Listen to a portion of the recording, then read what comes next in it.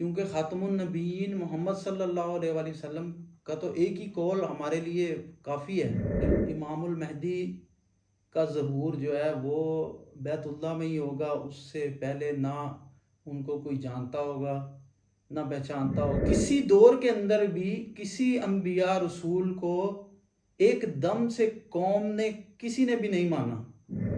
गलाजत भरे अल्फाज इस्तेमाल करते हैं कि मैं ज़ुबान से बयान नहीं कर सकता। हम मुसलमानों को तो कुछ करना नहीं पड़ेगा, इमामुल महदी ने ही सारा कुछ करना है आके। कि चाँद के बारे में इस्तिखारा कर लें कि चाँद निकला हुआ है, सूरज के बारे में इस्तिखारा कर लें, नौज़ बिल्लाह आखिरी नबी मोहम्मद सल्लल्लाहु अलैहि वसल्लम के बारे में इस्तिखारा कर लें। औज़ु बिल्लाहि मिनश शैतानिर रजीम, बिस्मिल्लाहिर रहमानिर रहीम। हस्बी अल्लाहु ला इलाहा इल्ला हु अलैहि तवक्कलतु व हुवा रब्बिल अर्शिल अज़ीम। अस्सलामु अलैकुम व रहमतुल्लाहि व बरकातुहू। सबसे पहले तो मैं बताना चाहूँगा, जो लोग मुझे और हमारे साथियों को और मोहम्मद कासिम बिन अब्दुल करीम को कादियानियों या झूठे जो दावेदार हैं उनके साथ मिला देते हैं, तो सबसे पहले मैं आप दोस्तों से अपना अकीदा बताना चाहूँगा कि मैं एक अल्लाह पे यकीन करता हूँ कि अल्लाह के अलावा कोई इबादत के लायक नहीं है, और हज़रत मोहम्मद सल्लल्लाहु अलैहि वसल्लम ख़ातमुन नबिय्यीन है। उनके बाद कोई नबी कोई पैगंबर नहीं है। तो ये मेरा ईमान है। और मोहम्मद कासिम बिन अब्दुल करीम ने भी अपनी हर वीडियो के अंदर, बहुत सी वीडियो के अंदर ये बात बताई है, अल्लाह वहदहु ला शरीक है, बेशक उसका कोई शरीक नहीं। और ख़ातमुन नबिय्यीन मोहम्मद सल्लल्लाहु अलैहि वसल्लम आखिरी नबी हैं और मैं उनका एक अदना सा उम्मती हूँ। तो इसके बाद तो आप दोस्तों को दोबारा मेरे ख्याल में ये कहने की ज़रूरत नहीं है, जो कादियानियों और दूसरे दूसरे जो झूठे दावेदार हैं उनके साथ आप लोग जो मोहम्मद कासिम बिन अब्दुल करीम को मिला देते हैं कि ये एक ही चीज़ है, ये जैसे यानी कादियानियों का फ़िरका है वैसे ही ये बातें कर रहे हैं। तो नौज़ बिल्ला मिन ज़ालिक, हमने कोई दीन के ख़िलाफ़ कोई ऐसी किसी किस्म का ना दावा किया और ना कोई ऐसी बात की है। तो ये चीज़ समझने की ज़रूरत है, जो हमारे जहन के अंदर एक बात बैठी हुई है कि इमामुल महदी का ज़हूर जो है वो बैतुल्लाह में ही होगा, उससे पहले ना उनको कोई जानता होगा ना पहचानता होगा।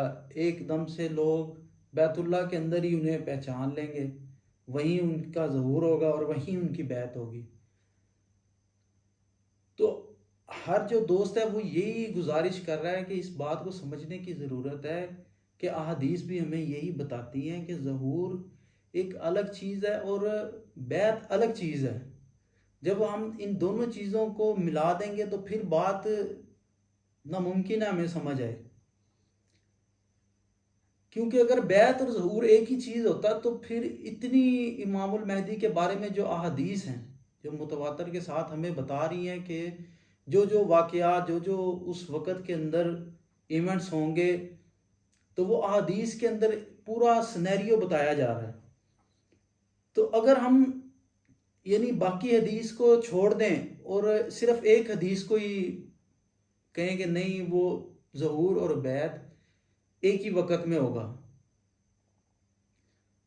तो फिर इतनी अहादीस के अंदर जो बताया गया है तो वो फिर उसकी मेरे ख्याल में ज़रूरत नहीं थी। फिर एक ही हदीस होती इमामुल महदी के बारे में तो वही काफ़ी थी, क्योंकि ख़ातमुन नबीयीन मोहम्मद सल्लल्लाहु अलैहि वसल्लम का तो एक ही कौल हमारे लिए काफ़ी है।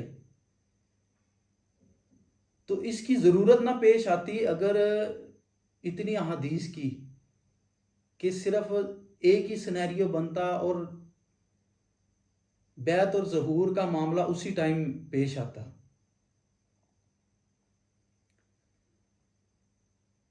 तो अहादीस मुबारक पर गौर करने की ज़रूरत है, इसको गौर से पढ़ें। और अहादीस तो हमारे लिए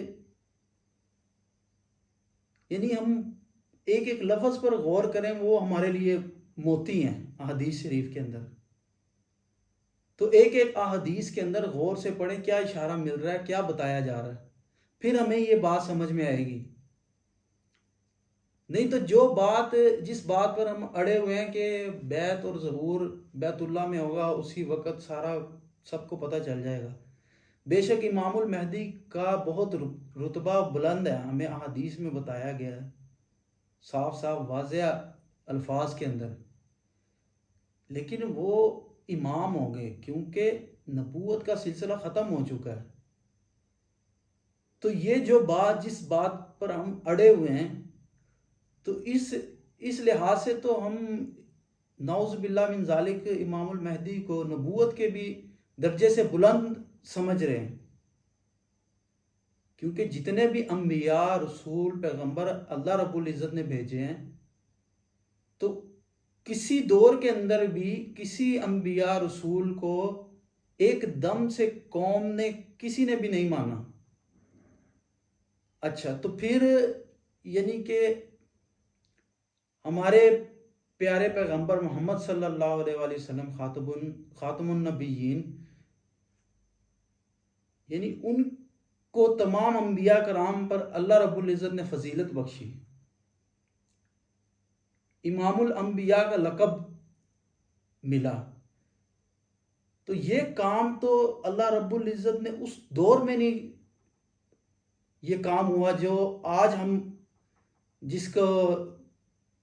जिस मौक़िफ़ से हटने को तैयार ही नहीं है कि ख़ातमुन नबीयीन मोहम्मद सल्लल्लाहु अलैहि वसल्लम का रुतबा बेशक उनको तमाम अंबिया पर फजीलत बख्शी है।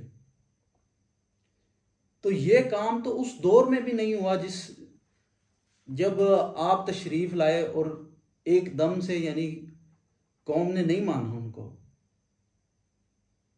आपने 13 साल तबलीग की, उसके बाद अल्लाह रब्बुल इज़्ज़त ने एक रियासत बख्शी और फिर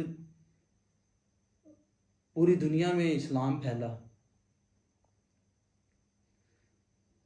तो जो मोहम्मद कासिम बिन अब्दुल करीम पर बिना सोचे समझे बिना तहकीक के सवाल उठाते हैं या तनकीद का निशाना बनाते हैं, ऐसी गलाजत भरे अल्फाज इस्तेमाल करते हैं कि मैं ज़ुबान से बयान नहीं कर सकता।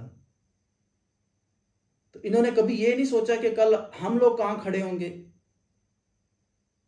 इस दुनिया में और क़यामत के दिन, कि बिना तहकीक अगर हम किसी के ऊपर बोहतान बांध रहे हैं, गलत अल्फाज बोल रहे हैं, तो कल हम कहाँ खड़े होंगे। कभी सोचा इस चीज़ को हमने? तो मेरा ख्याल है इस चीज़ का जवाब आप लोगों को मिल गया होगा कि जो लोग कादियानी या जो झूठे दावेदार हैं उनके साथ मिलाते हैं। तो मोहम्मद कासिम ने कभी भी ये क्लेम नहीं किया कि वो इमामुल महदी हैं, या वो इस तरह का ना कोई बात की है ना कोई क्लेम किया। ये तो हम जैसे लोग जिन्हें अल्लाह रब्बुल इज़्ज़त की तरफ से, मेरा कोई कमाल नहीं है, मैं तो एक आम सा इंसान हूँ, तो अल्लाह रब्बुल इज़्ज़त की तरफ से अल्लाह का मैं जितना शुक्र अदा करूँ उतना कम है कि अल्लाह रब्बुल इज़्ज़त ने मुझे ये बात समझाई। तो दूसरा जो सवाल बहुत ज़्यादा लोग करते हैं कि जो मैंने भी पहले वीडियो बनाई है और दोस्त भी कहते हैं कि अगर आप पहले तो आप इस मामले को अहादीस मुबारक से समझें, उलमा कराम से पूछें कि हमें बताएं क्या क्या अहादीस हैं। ये जो एक कहानी हमने बनाई हुई है ना, एक अहादीस को पढ़ के कि बस वहीं पर बैतुल्लाह में ज़हूर होगा, वहीं पे बैत होगी और सारा मामला यानी कि एक दम से सारा कुछ हो जाएगा, हम मुसलमानों को तो कुछ करना नहीं पड़ेगा, इमामुल महदी ने ही सारा कुछ करना है आके। तो इसके बारे में जो हम लोगों को कहते हैं कि आप इस्तिखारा करें, अल्लाह से हक मांगे, अल्लाह से हक तलब करें, तो उसके ऊपर बहुत ज़्यादा लोग सवाल करते हैं कि जी चाँद के बारे में इस्तिखारा कर लें कि चाँद निकला हुआ है, सूरज के बारे में इस्तिखारा कर लें, नौज़ बिल्लाह आखिरी नबी मोहम्मद सल्लल्लाहु अलैहि वसल्लम के बारे में इस्तिखारा कर लें। तो उन लोगों के लिए मेरा ये जवाब है कि इस वक्त इमामुल महदी का ज़हूर हो चुका है, अगर आप बैत के बाद हम लोग आपको कहें कि अब आप इस्तिखारा करें, तो उस वक़्त इस्तिखारा इस बारे में नहीं किया जाएगा। इस वक़्त तो अहादीस की रोशनी के अंदर अगर आप गौर से अहादीस को पढ़ें, तो इस बात के बहुत सारे इशारे और बहुत सारी निशानियां मिलती हैं कि यही मोहम्मद कासिम बिन अब्दुल करीम इमामुल महदी हैं। तो इसलिए हम लोग ये कहते हैं कि आप अल्लाह से हक तलब करें, अल्लाह से इस्तिखारा करें, तो आपको ये बात अल्लाह समझाएगा। अल्लाह रब्बुल इज़्ज़त आपका सीना खोल देगा और आपको ये बात समझने की तौफीक अता फरमाएगा। तो इस वजह से हम कहते हैं कि आप इस्तिखारा करें। जब बैत का मामला हो जाएगा उसके बाद तो इस्तिखारा नहीं इस बारे में किया जाएगा। और इस्तिखारा भी ऐसे ही नहीं कहते हम, यानी कि जो कादियानी हजरात हैं वो तो उसने नबूवत का क्लेम किया ना, जबकि हमें पता है कुरान और हदीस से कि खातमुन नबीयीन मोहम्मद सल्लल्लाहु अलैहि वसल्लम आखिरी नबी आखिरी पैगंबर हैं। तो इस बारे में तो कोई इस्तिखारा नहीं करेगा। और इमामुल महदी के बारे में भी जब बैत का मामला हो जाएगा उसके बाद भी इस्तिखारा कोई नहीं करेगा। तो बात को समझा करें, फिर उसके बाद जो आपने इल्ज़ाम लगाने होते हैं, जो आपके सवालात होते हैं, वो किया करें। बगैर सोचे समझे किसी के ऊपर इल्ज़ाम लगा देना, ऐसी ऐसी बातें बोलना जो ज़बान गवारा नहीं करती। तो मैं पहले भी आप ये दरख्वास्त कर चुका हूं कि हमारा दीन इस बात की इजाज़त नहीं देता कि किसी के ऊपर ऐसे ही इल्ज़ाम लगा दें बग़ैर तहकीक किए, बग़ैर उसके बारे में जाने।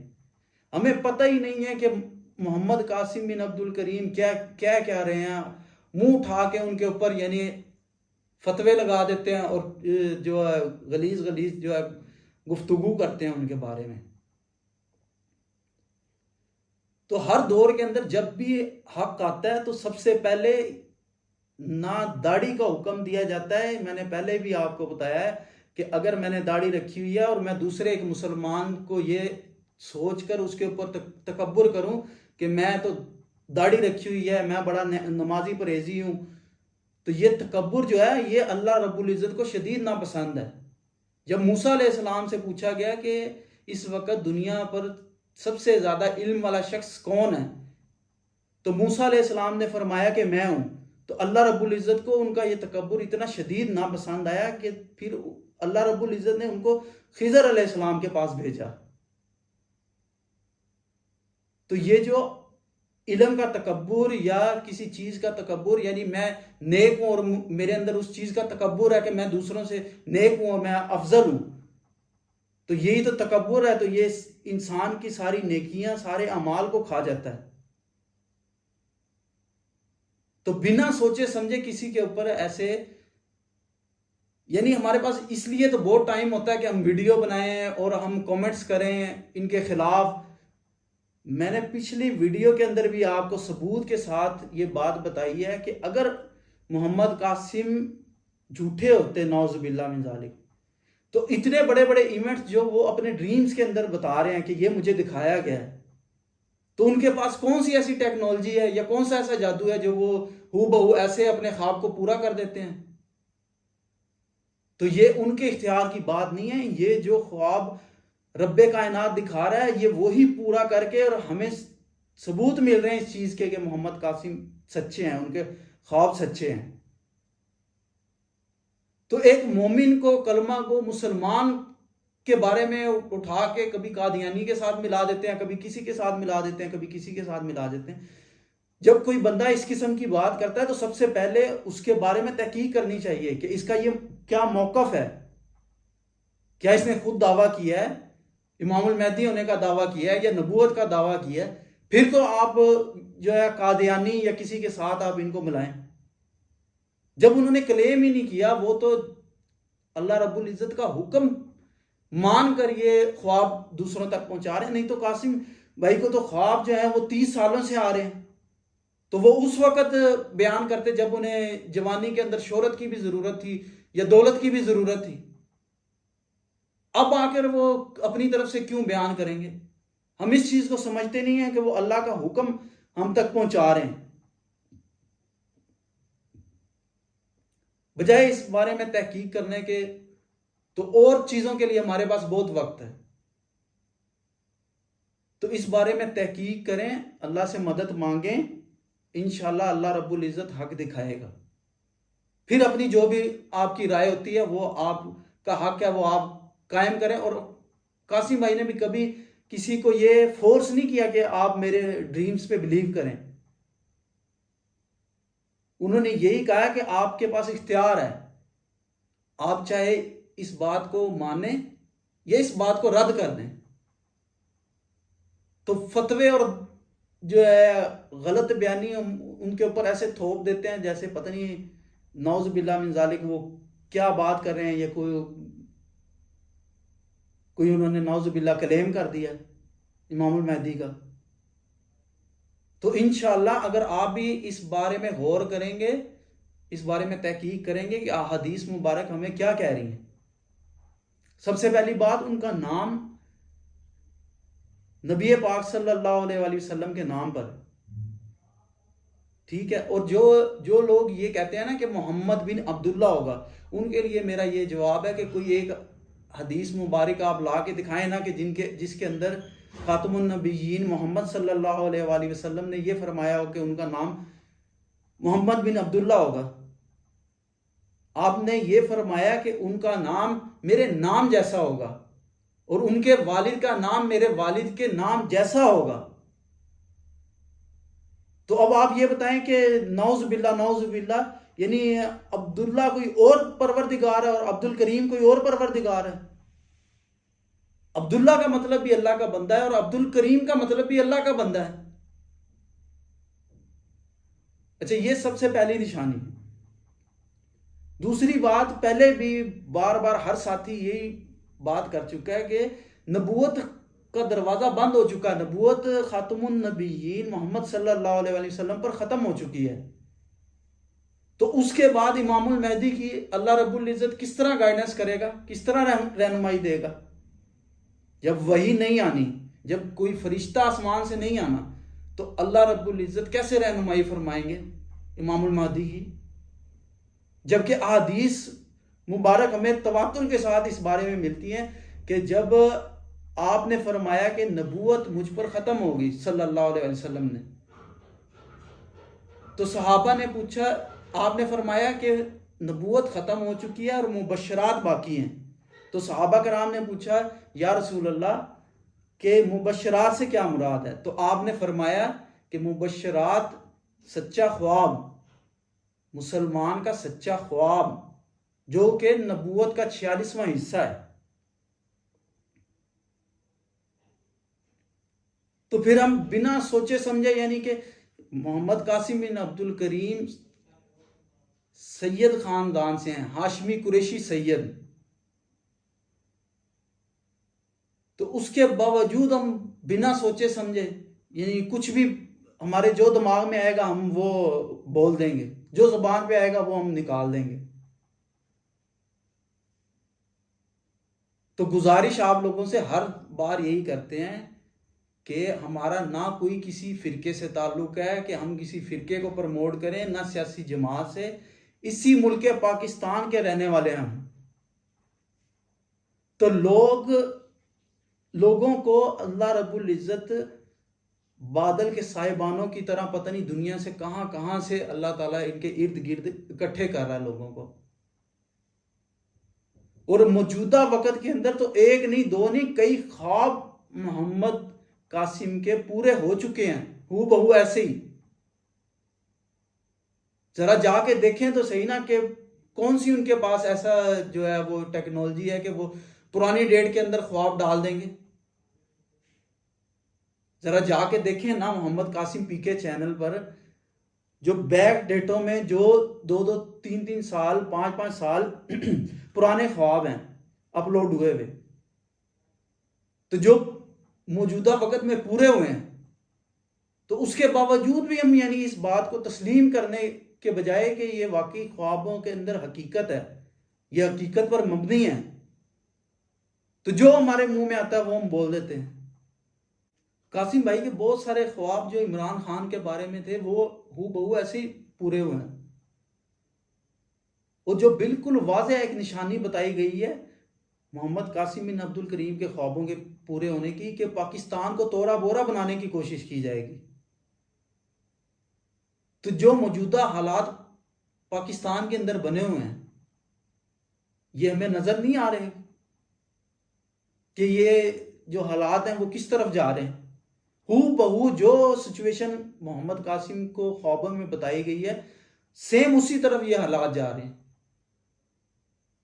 तो बजाय हम इनके ऊपर गौर करने के कि हम इस मुश्किल से अब कैसे निकल सकते हैं, जो ये हालात हमारे मुल्क में बन चुके हैं, जिस मुश्किल के अंदर हमारा मुल्क घिर चुका है, हम मुसलमान घिर चुके हैं, बजाय इसके कि हम इस बात पर गौर करें, जब भी अल्लाह रब्बुल इज़्ज़त की तरफ से हक आता है, सबसे पहले ना दाढ़ी का कहा जाता है, ना नमाज का, ना और किसी अमाल का। सबसे पहले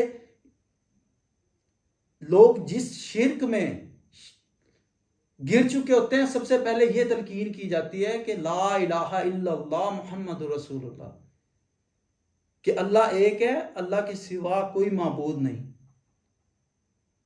तो ये जो मुफ्तियाने कराम जो आलम दीन है, उनके पास ये डिबेटें करने के लिए और मुनाजरे करने के लिए तो बहुत वक्त होता है, लेकिन ये लोग कुरान और हदीस से क्यों नहीं मुसलमानों को बताते कि ये शिर्क की इकसाम है जो जिनसे हमारा मुल्क भरा हुआ है इस वक्त।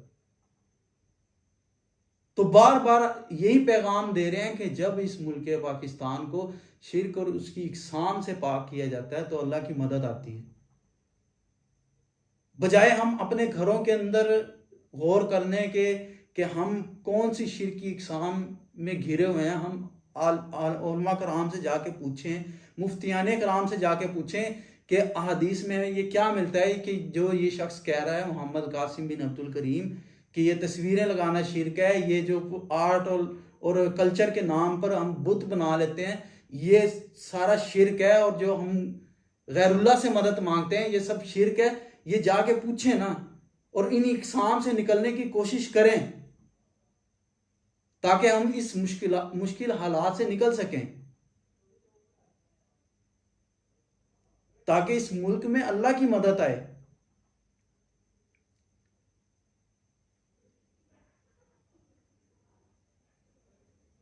बातें तो बहुत हैं दोस्तों करने के लिए, लेकिन यही गुजारिश है आप लोगों से कि आप इस बारे में तहकीक करें, माने या ना माने ये आपका अपना इख्तियार है, लेकिन बिना तहकीक किए हुए इतने बड़ी बड़ी बातें, इतने गलत अल्फाज ना बोलें कि कल को दुनिया में भी पछताना पड़े और आखिरत में भी पछताना पड़े। और अल्लाह ताला हमें हक पहचानने की और हक का साथ देने की तौफीक नसीब फरमाए, और बातिल को पहचान कर उससे दूर होने की तौफीक नसीब फरमाए। व आखिरु दावाना अल्हम्दुलिल्लाहि रब्बिल आलमीन।